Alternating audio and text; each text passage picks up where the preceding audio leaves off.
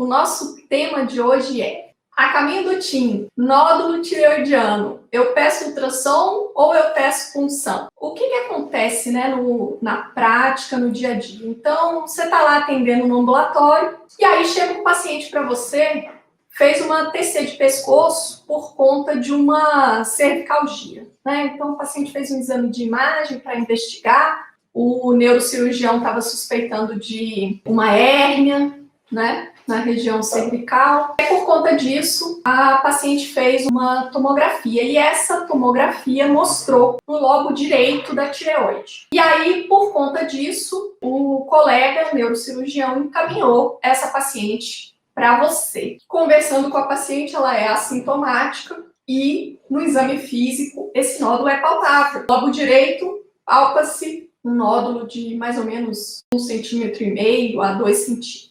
Bom, que era o que o exame de imagem, né, a tomografia mostrou. Você pede logo uma PAF ou você pede um ultrassom. Pensou em fazer um ultrassom da tireoide, você está certo, né? Por quê? Porque, na verdade, o exame que tem maior acurácia em determinar as características de um nódulo tireoidiano é o ultrassom, né? E aí, o que acontece? Qual que é a sua preocupação quando você está diante de um paciente que tem um nódulo na tireoide? Então, você vai precisar saber se esse nódulo é um nódulo, se ele pode ser maligno ou não, né? E se ele pode estar relacionado à hiperatividade, né? A produção hormonal autônoma. Então, para você esclarecer essas duas perguntas, para saber se esse nódulo eventualmente está relacionado a um quadro de hipertireoidismo, né? Se esse nódulo produz hormônio de maneira autônoma, você vai precisar dosar o TSH. E para você saber se esse nódulo eventualmente pode ser maligno, você vai precisar de uma caracterização melhor dele, né? E aí o que acontece? Algumas vezes, ou muitas vezes, só pelas características ultrassonográficas, a gente já é capaz de dizer, né, que um nódulo é benigno e, portanto, a gente pode encerrar a investigação. Por outro lado, quando as características ultrassonográficas são sugestivas, ou melhor, são suspeitas para malignidade, a gente vai precisar investigar mais. E é aí que vai entrar a punção. Não existe uma hierarquia nesse caminho. Por quê? Porque isso está relacionado a qual tipo de informação que cada exame nos dá. Então, se o paciente te chega com uma tomografia, a tomografia é um exame de imagem que pode detectar nódulos na tireoide, mas não é um exame que tenha acurácia suficiente para responder àquela nossa dúvida. Será que esse nódulo é maligno? Será que é um nódulo suspeito que vai requerer investigação maior? Ou será que ele é um nódulo benigno e eu posso ficar tranquilo? Então, para que a gente possa evoluir, né, respondendo às nossas perguntas, precisar complementar, então, né, essa investigação morfológica com um ultrassom, que o ultrassom ele vai nos mostrar essas características de uma forma mais detalhada e que realmente vai nos ajudar a separar aquele grupo de nódulos na tireoide. Tem características benignas e que a gente pode ficar tranquilo que não precisa fazer mais nenhuma investigação complementar, daquele grupo de nódulos que tem uma suspeição para malignidade, portanto, que vão precisar de complementação da investigação diagnóstica. Então, olha só que coisa importante que eu falei aqui. Eu falei que o ultrassom ele pode separar, né, em dois grupos. O grupo de nódulos com características benignas, que a gente fica tranquilo, do grupo de nódulos com características suspeitas, que vão merecer investigação complementar. Então é o seguinte, o ultrassom não dá diagnóstico de malignidade. O ultrassom nos mostra uma suspeição para malignidade, que vai requerer a complementação com a punção. Então é essa a hierarquia, esses são os passos, essas são as etapas que a gente deve seguir. Então, se a gente tem, né, uma paciente, então, com um nódulo tireoidiano que foi identificado em um exame de imagem que não era um ultrassom da tireoide, então o próximo passo é a gente fazer o ultrassom da tireoide para a gente detalhar esse nódulo, separá-los, né? Em qual dos dois grupos ele vai se enquadrar, se ele vai se enquadrar no grupo de nódulos benignos ou se ele vai se enquadrar no grupo de nódulos suspeitos que vão requerer a complementação com a punção. Então é aí que entra a punção. Beleza. E aí, olha só que interessante. Como que o ultrassom responde isso, né? O que ele me dá de informação que me permite separar, né, entre essas duas possibilidades? São duas coisas. É o tamanho do nódulo, né, com uma precisão maior, e também as características dele. E aí, para eu te explicar direitinho que características são essas, eu vou compartilhar a minha tela. Então, como que é isso, né? Como que são as características que o ultrassom nos mostra? A gente tem o seguinte: de acordo com aquilo que o ultrassom nos mostra, né, a gente vai separar os nódulos em dois grupos. O grupo que vai ter uma suspeita para malignidade e, portanto, vai requerer a punção aspirativa por agulha fina, que a gente chama de PAF, né? Pela sigla PAAF, daquele outro grupo de nódulos que não vão ter necessidade de realizar punção. E aí a gente tem as recomendações, né, que foram determinadas pela Associação Americana de Tireoide, que classicamente, né, vinham sendo as mais utilizadas. Pelo guideline da Associação Americana de Tireoide, a gente tem as indicações para punção, que eu vou te mostrar aqui agora. A gente tem, inicialmente foi colocado, né, na verdade esse guideline ele é de 2015, e aí depois disso aconteceram outras coisas, novos estudos, e aí a gente tem um outro formato também, né, de investigação de PAF, que é através da classificação TIRADS. Eu vou falar já já. Mas antes, deixa eu te mostrar aqui as indicações pela Associação Americana de Tireoide. Então, todo nódulo que tenha pelo menos 1 centímetro, desde que ele seja hipoecóico, né, que ele seja mais cinza escuro, né, mais perto de preto do que a cor da tireoide normal no ultrassom, né, do que o cinza do tecido tireoidiano normal, tendo ou não características suspeitas de malignidade. O que é característica suspeita de malignidade no ultrassom? É um nódulo que é mais alto do que largo, portanto é um nódulo que cresce para trás, um nódulo que tenha margens irregulares ou limites imprecisos, um nódulo que contenha microcalcificações no seu interior e também um nódulo que tenha extensão extratireoidiana. O ETE, que aparece aqui no meu slide, é da sigla em inglês de extensão extratireoidiana, tá? Bom, então, essas são as características ultrassonográficas, né, que sugerem a possibilidade de malignidade no nódulo tireoidiano. Atenção, mais uma vez, são características que trazem suspeita para malignidade, mas o ultrassom ele não determina, né, se o nódulo é maligno ou não. Então, quando existem características suspeitas, isso é uma indicação de complementação da investigação com punção, né, com a PAF. Se o nódulo for isoecóico ou hiperecóico, a partir de 1,5 centímetro ele também vai merecer a punção, mesmo que ele não tenha essas características. O nódulo hipoecóico, pelo menos 1 centímetro, tendo ou não essas características aqui, conforme a Associação Americana de Tireoide, é recomendável realizar a punção. E o nódulo que for espongiforme ou que seja parcialmente cístico, que é aquele nódulo que tem componente sólido junto com componente cístico, a partir de 2 centímetros ele também merece ser puncionado, porque existe uma suspeita, né, de que ele seja maligno. E o nódulo puramente cístico, né, aquele que é um cisto simples, né, só uma parede fina envolvendo um conteúdo líquido, ele é considerado benigno, independente do tamanho, ele não vai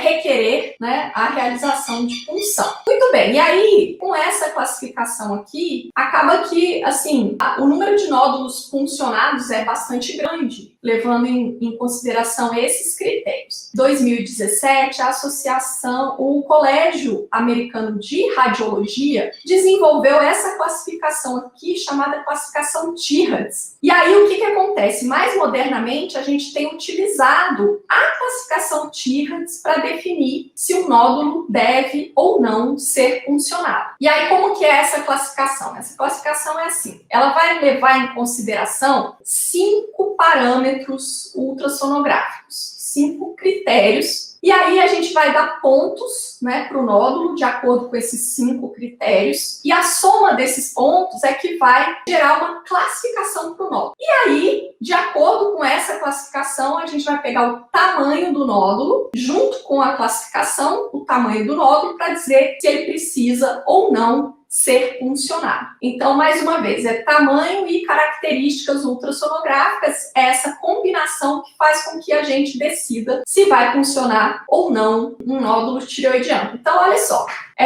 que características são essas, né? A gente vai ter a composição do nódulo, então se ele é um cisto, se ele é espongiforme, se ele é misto, né? Se ele é sólido e cístico, ou se ele é um nódulo sólido, ou predominantemente sólido. Em relação à ecogenicidade, a gente quer saber se o nódulo é anecoico, que é aquele que é um cisto simples, né? Só líquido. Se ele é um nódulo hiperecoico, isoecoico ou hipoecoico, ou se ele é muito hipoecoico. Então, a gradação de pontos vai aumentando quanto mais hipoecoico for o nódulo. O formato do nódulo é mais uma característica que a gente olha. Então, se o nódulo é mais largo do que alto, ele ganha 0 pontos. Mas se ele for mais alto do que largo, ele vai ganhar 3 pontos. Por quê? Porque o nódulo que cresce para trás, ele tem maior chance de ser um nódulo maligno, né? Então, por isso a gente vai dar 3 pontos. Em relação às margens, então, se ele tem os limites bem definidos, né? As margens bem precisas, ele ganha 0 pontos. Mas se ele for de margens irregulares, ele vai ganhar 2 pontos. E se existir extensão extratireoidiana, ele vai ganhar 3 pontos. E, por fim, o 5º critério é a presença de focos ecogênicos. Então, se não tem nenhum foco ecogênico no interior do nódulo, ele não ganha ponto nenhum. Se tiver macrocalcificações, ele vai ganhar 1 pontinho. Se tiver calcificações periféricas, ele ganha 2 pontos. E se tiver focos ecogênicos pontuais, né, que são as microcalcificações dentro do nódulo, ele vai ganhar 3 pontos. Bom, e aí o que acontece? Para cada uma dessas características, né, a gente soma os pontos e aí a gente vai determinar a classificação Tyrrhats. Então, olha, se o nódulo tiver 0 pontos, ele é benigno, né? Para ele ter 0 pontos, ele vai ser um nódulo, vai ser um cisto, ou então ele vai ser um nódulo espongiforme, sem nenhuma outra característica. Então, esse é o nódulo Tyrrhats 1, e aí a gente já sabe que esse é um nódulo benigno, então ele não vai requerer punção.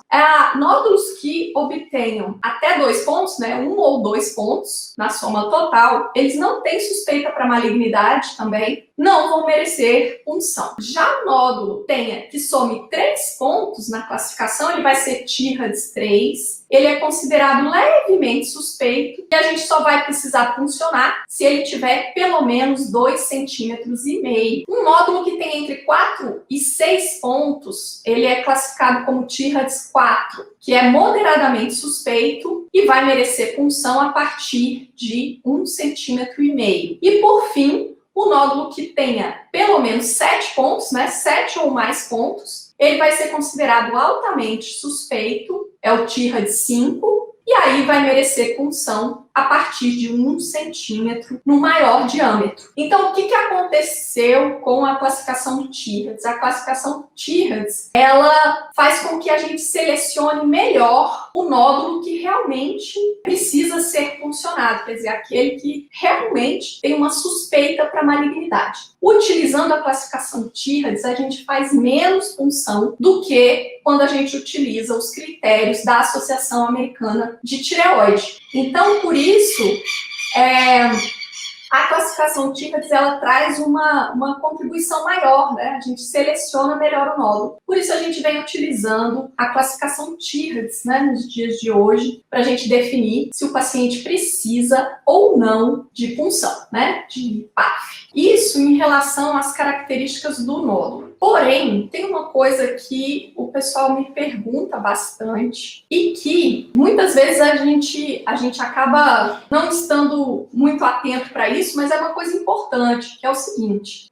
E os linfonodos da região do pescoço, né? Que algumas vezes o que acontece? Os linfonodos pode aparecer, né, num ultrassom de tireoide ou em um ultrassom cervical, uma descrição de linfonodos na região cervical, né, junto com a descrição de um nódulo na tireoide, por exemplo. Isso acontece não raras vezes, né? Muitas vezes o pessoal tem dúvida, fala, mas e os linfonodos? Como que a gente avalia na ultrassonografia? Eles têm importância? Sim. Então, o que acontece? Como que é a característica normal, né, dos linfonodos da região cervical? Então, os linfonodos normais, eles são fusiformes e eles têm um hilo que a gente consegue delimitar, né, aqui dentro. Então, eles têm esse aspecto. Esse é um linfonodo normal. Como que é? Ó, aqui a gente está vendo também, né? Linfonodo de aspecto normal aqui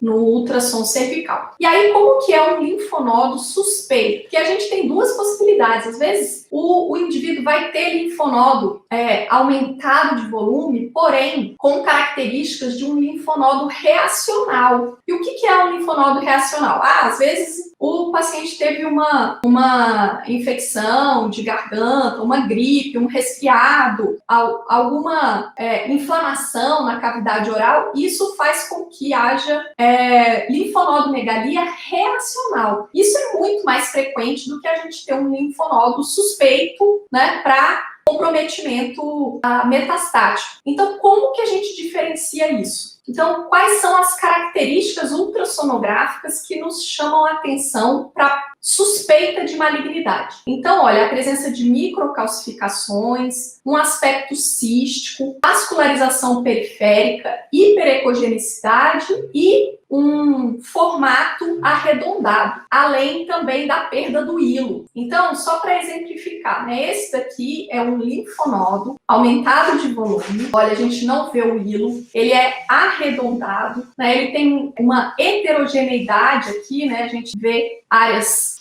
hipoecóicas permeadas por áreas hiperecóicas, tem microcalcificações aqui no interior, não sei se está nítido, né, para vocês verem, mas existem microcalcificações aqui, aqui, aqui. Então, esse é um linfonodo suspeito para malignidade.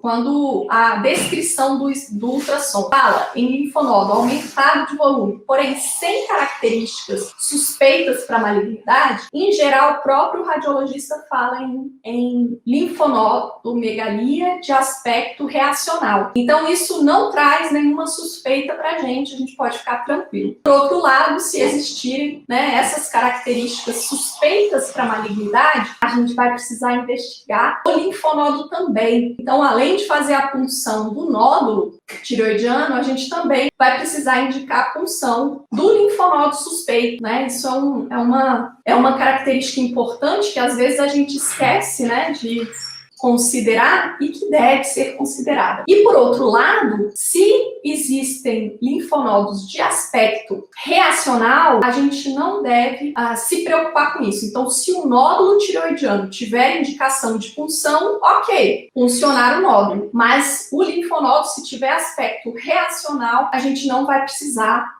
investigar com punção. Agora eu quero te mostrar, porque eu falei para você que nós estamos aqui a caminho do TIM, né? Então, se a gente está aqui a caminho do TIM, a gente precisa entender as coisas, primeiro entender como é que funciona o raciocínio, entender como que, né, que a gente aborda o assunto, no caso aqui a questão do nódulo e a investigação do nódulo. E aí agora eu vou te mostrar como que isso foi cobrado na prova do TIM, que aconteceu há 10 dias atrás, é isso mesmo. Como que isso caiu na prova, como que isso foi perguntado na prova do TIM de 2021. Então, eu vou compartilhar minha tela com você. Se você está me acompanhando no Instagram, não se preocupe, porque tudo que está escrito na tela eu vou falar por aqui. Mas se você preferir migrar ou para o Facebook ou para o YouTube, a gente também está ao vivo. E aí a gente tem a tela, né, aparecendo para você acompanhar e ter também um recurso visual junto comigo, tá bom? Então vamos lá, vamos compartilhar. Essa foi a questão de número 34 da prova do TIM desse ano. É um homem de 59 anos que vem encaminhado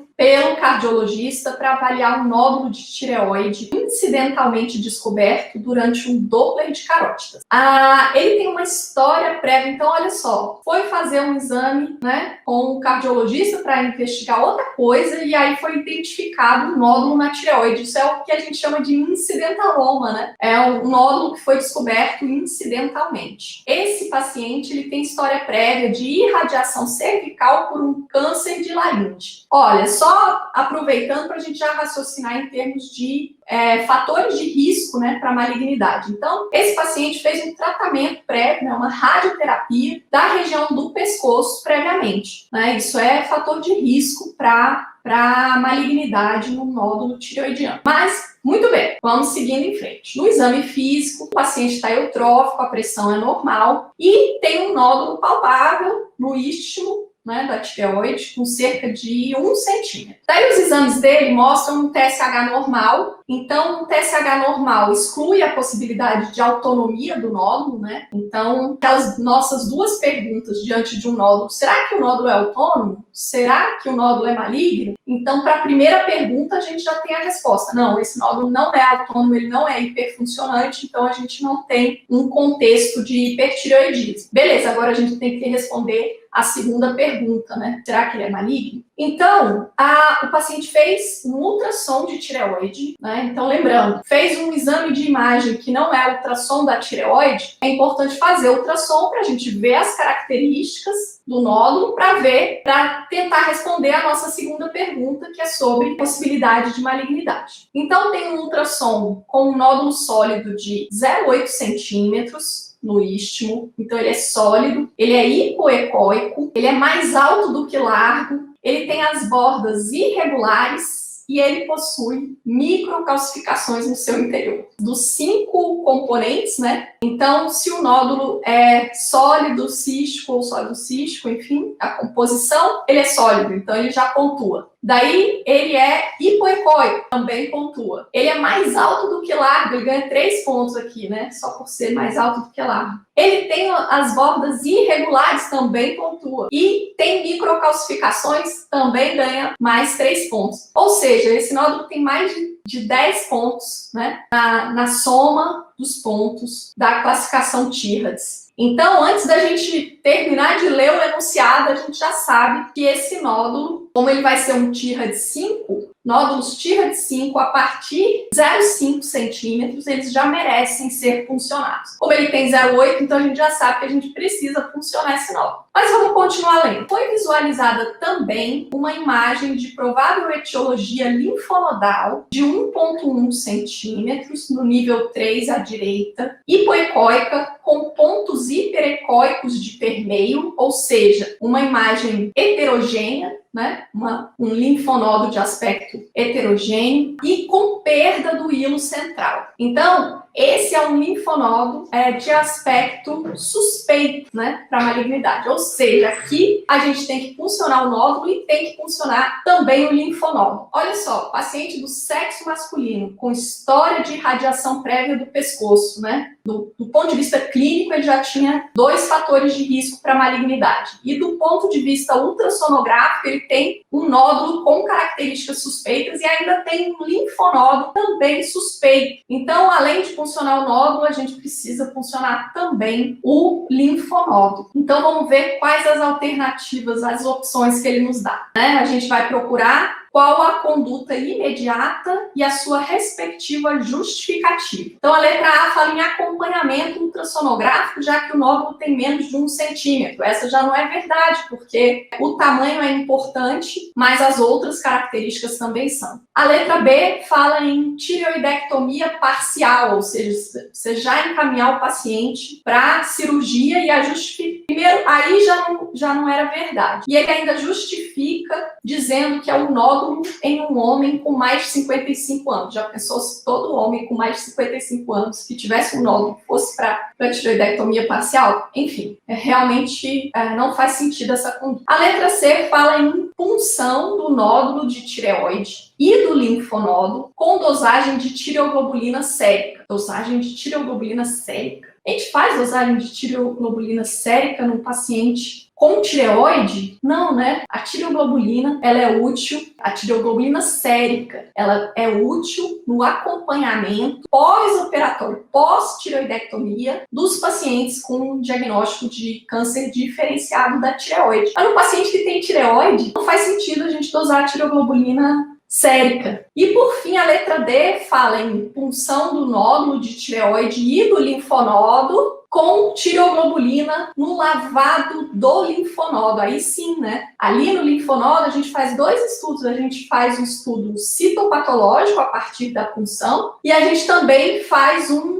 lavado, né? Aspira um material para verificar, para dosar tireoglobulina no lavado, porque a possibilidade é uma ferramenta que a gente tem de avaliar se esse linfonodo ele tem ou não tem acometimento metastático, né? Porque se houver tireoglobulina detectada ali, imagina, um linfonodo é um tecido que não produz tireoglobulina. Então, se você fizer um lavado e tiver tireoglobulina presente ali, isso é um indicativo de que existe implantação de células malignas, né, de origem folicular, que estão produzindo tireoglobulina e por isso apareceu tireoglobulina ali. Então, fazer dosagem de tireoglobulina no lavado da punção do linfonodo, aí sim, aí interessante. Isso é feito junto com o estudo citopatológico da punção, né? E a justificativa é de que o nódulo tem imagem suspeita